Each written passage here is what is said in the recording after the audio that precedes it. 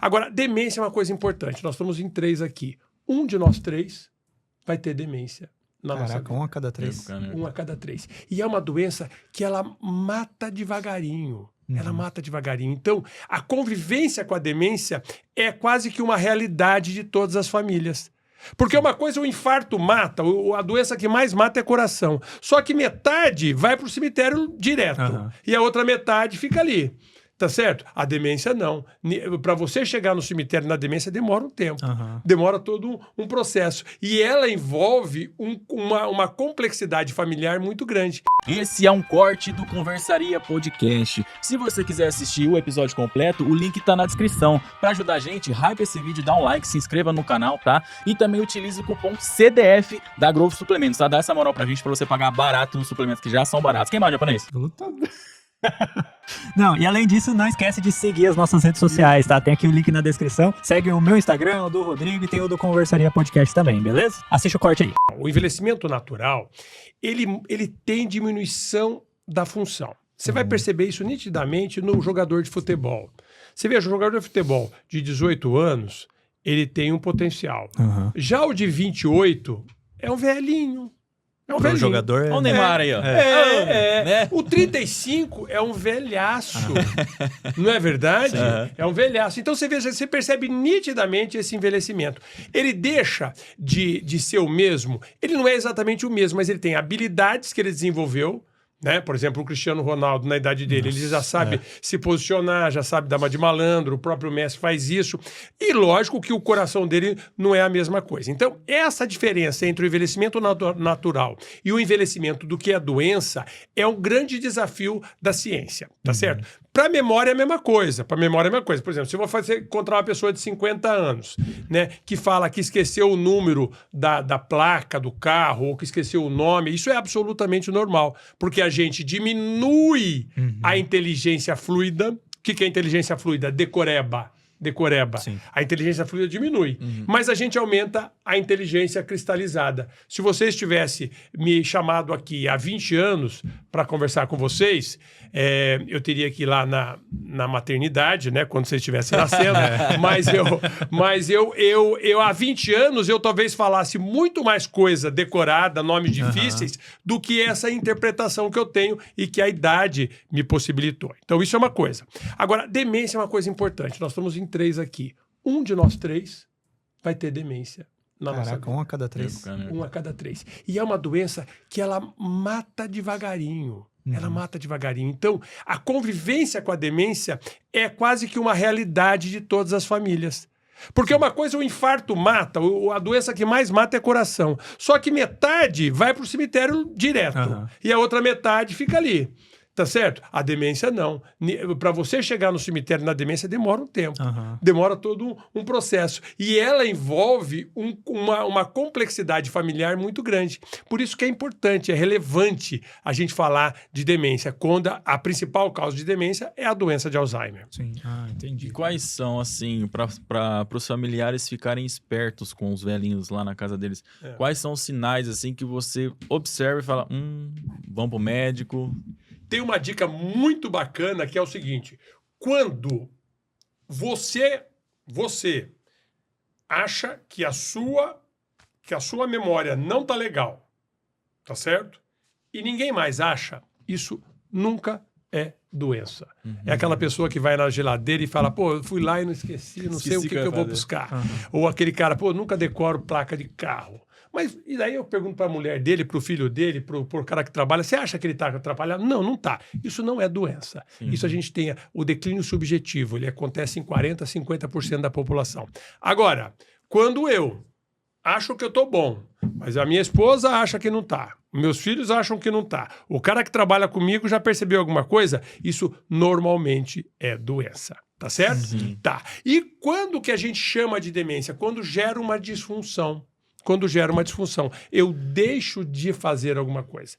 E aí tem uma coisa, todo mundo associa demência ou Alzheimer com memória. Memória é um dos domínios cognitivos. Isso é uma coisa importante. A gente pode ter demência com a memória boa, mas com dificuldade de se localizar. Um paciente que sempre morou aqui na Vila Casone, ele sai de manhã, ele se perde na Vila Casone. Entendeu? Então, essa é um domínio. O outro domínio é o domínio da linguagem. Eu não consigo falar, eu sei que isso aqui é ver para ver hora, eu sei que eu tenho mais um igual a esse, só que eu não sei falar a palavra relógio. Isso é um distúrbio de linguagem. Ou discernimento.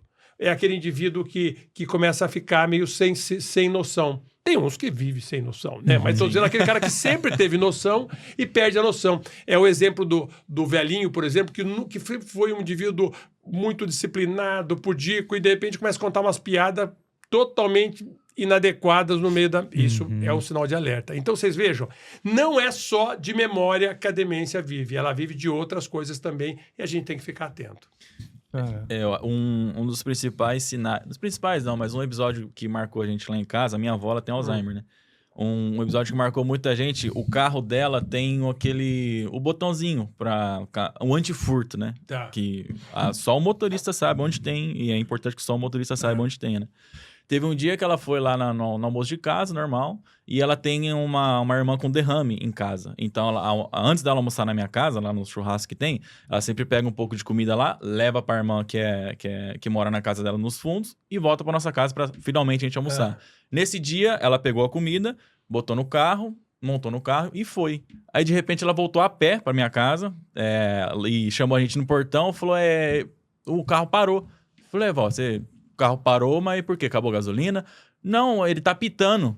Aí nós falamos, vó, mas é o segredo, só a senhora sabe do segredo do carro. Aí foi aí que acendeu aquela chama, mas assim, com certeza ela já deveria ter dado outros sinais, mas a gente... Provavelmente. Então, assim, você veja que isso gerou uma disfunção. Agora, muitas vezes o indivíduo vai recompensando. Eu tenho pacientes com demência de Alzheimer que são professores, que dirigem, que vão para uma outra cidade. Então, você vai compensando. Aí que entra um grande fator de proteção da demência. É a reserva cognitiva. É a reserva cognitiva. Por exemplo, os indivíduos que acompanham o podcast de vocês e que gastam tempo pensando, raciocinando, interpretando, ao invés de ficar dormindo no sofá, ele está melhorando a reserva cognitiva. Sim. Então, vocês vejam, isso é interessante isso. Então, como a informação, hoje ela vai construir uma musculatura, vamos chamar isso de musculatura, lá no cérebro, porque ele vai compensar isso daqui mais para frente. Sim. Eu não falei que um de nós três vai ter demência? Se a gente tiver uma reserva cognitiva boa, essa demência vai começar a dar problema um pouco mais tarde. Então eu só vou ficar com o carro na mão, tá certo? Um pouco mais tarde. Que é isso que aconteceu com a sua avó. Mas o que a gente pode fazer para ter essa reserva cognitiva que você falou, né? O que a gente pode fazer? Estudar, ler livro, o quê? Olha que interessante. O músculo, você sabe o que tem que fazer, né? Você veja, todo mundo quer ter um músculo até um certo ponto para fotografia, mas hoje a gente chama o seguinte, se tem um órgão fundamental para o nosso envelhecimento é músculo. Então, e como é que a gente faz para estimular músculo? A gente põe ele para trabalhar. Treinar. Tá certo? Cérebro é a mesma coisa. Até 20 anos atrás, a gente não conhecia um termo chamado neuroplasticidade. A gente achava que o cérebro, ele era do jeito que ele era. Não tinha jeito de mudar. Não, ele pode mudar. Tá certo? Ele pode mudar. Eu vou te dar um exemplo. Estudos com bilinguismo. Você tem uma língua só, estuda outra. Você atrasa o seu Alzheimer em 7 anos. Caraca. Você imagina que coisa interessante? Então, tudo que gerar desafio, e se puder gerar prazer, melhor ainda. Tem gente que faz palavra cruzada meio na obrigação, e tudo no automático. Isso está gerando desafio? Não. Entendeu? Então tem que ser uma coisa que te gera desafio. Então, os estudos estão mostrando com uma segunda língua, estudo de leitura, mas não uma leitura de ficar lendo o livro e depois não saber nem o que leu. Escrever, eu vou contar uma história, tá certo?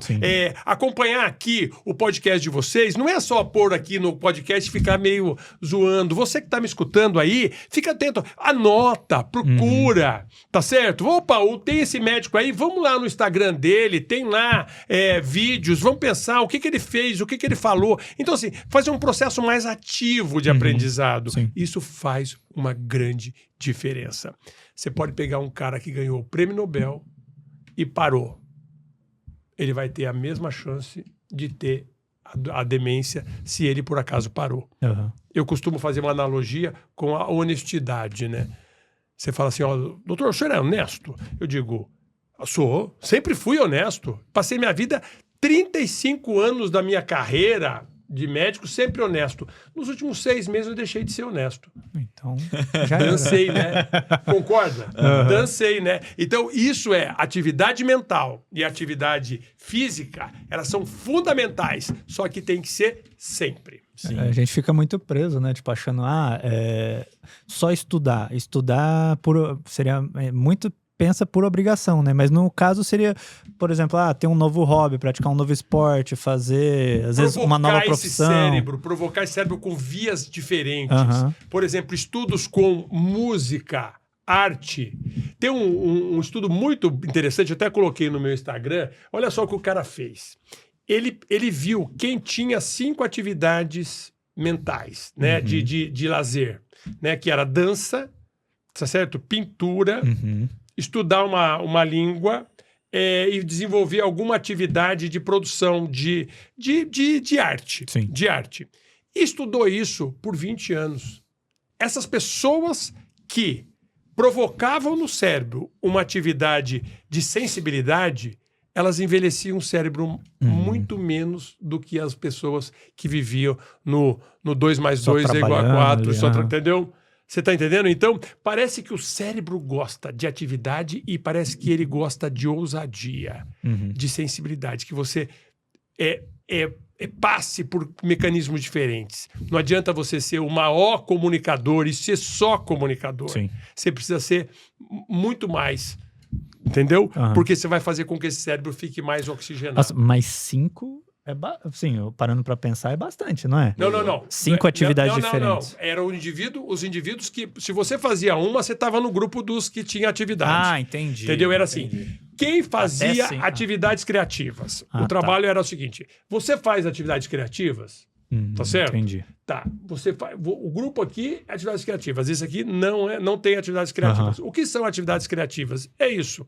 Até joguinho, entre essas atividades criativas, até o joguinho de videogame que gera um desafio, foi incluído nesse estudo. Tá certo? Pintura, música, dança. Entendeu? Então, se você faz uma dessas atividades criativas, você está no grupo dos criativos. Legal. Tá certo? Isso é uma coisa muito importante. Não, agora eu entendi. Porque eu pensei, vou ter que fazer 5 coisas diferentes. Não precisa. Já deu preguiça, já. Já deu preguiça. A gente descobriu quem que vai adquirir a demência. É isso aí.